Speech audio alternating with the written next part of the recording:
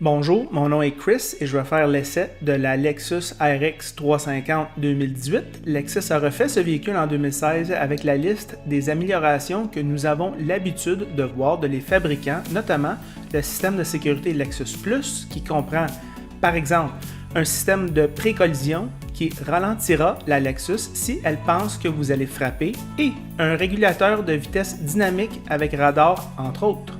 Pour ce type de VUS, je trouve que les avertisseurs de l'angle mort et de circulation arrière sont les plus utiles. Elles sont de série.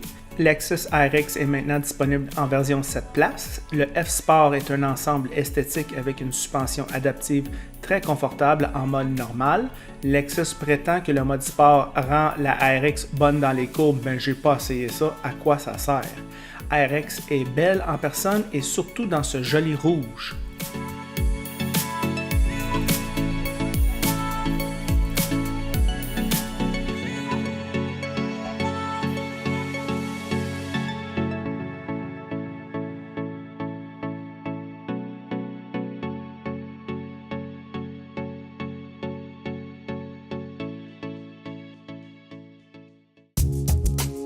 À l'intérieur, une valise électrique, un grand coffre et des banquettes arrière rabattables électriques. Et, assis en arrière, beaucoup de place, des sièges confortables, un transport de première qualité ici avec le toit panoramique. À l'avant, beaucoup de place, l'assemblage impeccable, bons matériaux, je ressens le prix demandé. L'infodivertissement et le désordre japonais habituel et la souris de Lexus maintenant connue n'est pas copiée par personne. Les sièges du modèle F-Sport sont peut-être les sièges les pires de l'industrie de l'automobile après Recaro. Trop rembourrés, ils n'ont pas leur place ici. À part de cela, Lexus RX est une clinique en suspension confortable, une visibilité vers l'avant incroyable et l'une des combinaisons de transmission moteur les plus doux que j'ai jamais conduit. À cet égard, RX est merveilleux. Lexus est disponible en tant qu'hybride et cela coûte une fortune. L'ensemble groupe de luxe est livré avec des sièges en cuir de première qualité moins rembourrés, les lumières LED lissées et des roues 20 pouces à 66 000, c'est mon choix. Le V6 automatique 8 vitesses avec 4 roues motrices est un winner avec 295 chevaux et le couple est un mystère complet. RX consomme 12,2 litres en ville et 9 litres sur l'autoroute. Et si jamais vous rencontrez quelqu'un qui fait du 12,2 litres sur les rues de Montréal, vous parlez à un menteur. Voici nos pensées sur la route. Bonjour les amateurs de voitures, aujourd'hui Ross m'apporte la Lexus RX 350 2018. Ross, qu'est-ce que tu en penses de ce char-là? Ben, Lexus et Mercedes ont été les deux premiers constructeurs à présenter un véhicule utilitaire sport de luxe fin des années 90.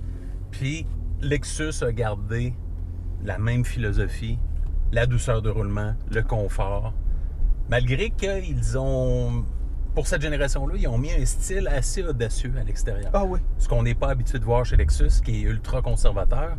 Ils ont eu un peu d'audace là, à ce niveau-là. Qualité d'assemblage qui est, je pense, irréprochable là, en termes au niveau des joints de panneaux, là, de carrosserie et tout ça. Lexus est un leader incontesté. C'est professionnel. C'est vraiment sur la coche, là, un des meilleurs au monde à ce niveau-là.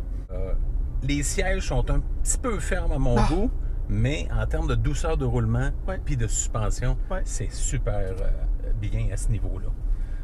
Bonne transmission, 8 rapports, qui est quand même, en tout cas, on ne sent pas les changements de vitesse, c'est très doux.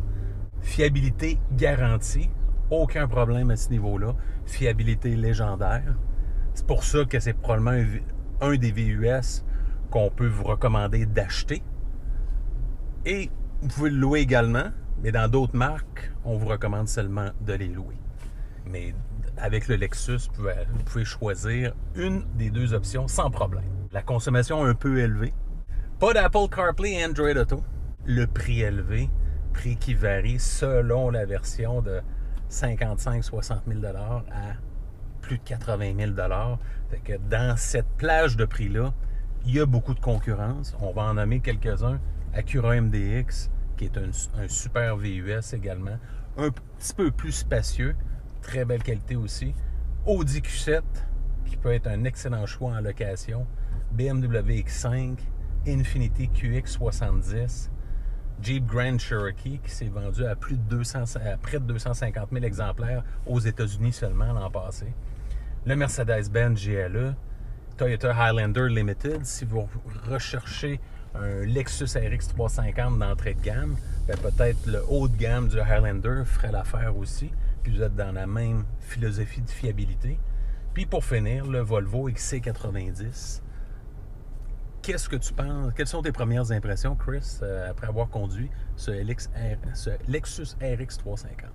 Ben Ross, quand moi j'ai regardé cette voiture-là sur le site web de Toyota, je regardais le look, on dirait qu'il était pas mal laid. Là. Tu sais, quand tu es sur le site web, on dit « donc qu'est-ce que c'est ça? Là? Ouais. Je paye pour un gros bateau. » Quand on est devant la voiture, elle est drôlement belle. Vraiment des belles lignes, des belles courbes. Autre chose que j'ai remarqué, que même si on a les mag 20 pouces, on a un profil de pneus de 55, ça augmente beaucoup le confort, surtout sur nos routes, toutes décrissées à la marde ici au Québec. C'est vraiment bon. Suspension bien dosée, tu l'as dit. Ouais. Fait que au niveau de la conduite adaptée pour le Québec, c'est A1. L'affaire qui est mélangeant, par contre, c'est ces montages de bancs-là. Le F-Sport, là, on dirait là, qu'il y a quelqu'un en comité chez Lexus qui ont décidé que Sport, ça veut dire inconfortable. Puis, ici, le rembourrage chez côté, le rembourrage des jambes, je comprends pas. Je n'irai pas prendre les courbes dures dans ce véhicule-là. C'est pas le type de véhicule. Ben non, c'est le heads-up display super. On dirait qu'il y a un écran dans ma fenêtre. Ouais. Est-ce que je la jetterais? Certainement, pour la fiabilité que tu as mentionnée, parce que je ne veux pas réparer les autres. À la location, tantôt, tu sais, tu viens chez nous des fois, Ross fait ça des fois, il vient un petit peu plus de bonheur chez nous, puis on jase de char, on s'en va sur l'ordinateur, on s'en va comparer les différents modèles. Puis on a vu qu'un Q7, 2 litres turbo, tout équipé, c'est le même prix que celle-là. Là. Exact. Puis là, tu es dans un Audi. En tout cas... En location, ça peut être un choix judicieux. Moi, j'irais faire l'essai routier. Si tu fais une location, on va faire l'essai routier de tous les autres véhicules que tu pensais être bons parce que la fiabilité, c'est quelque chose qui coûte très cher aux manufacturiers et c'est quelque chose qui apparaît peut-être un petit peu moins au court terme dans la période d'une location. Et c'est ça mes pensées, Ross, sur ce véhicule-là. Très bon, meilleur que le site web peut nous laisser à croire en photo. Tu gagnes à aller le visiter. C'est tout.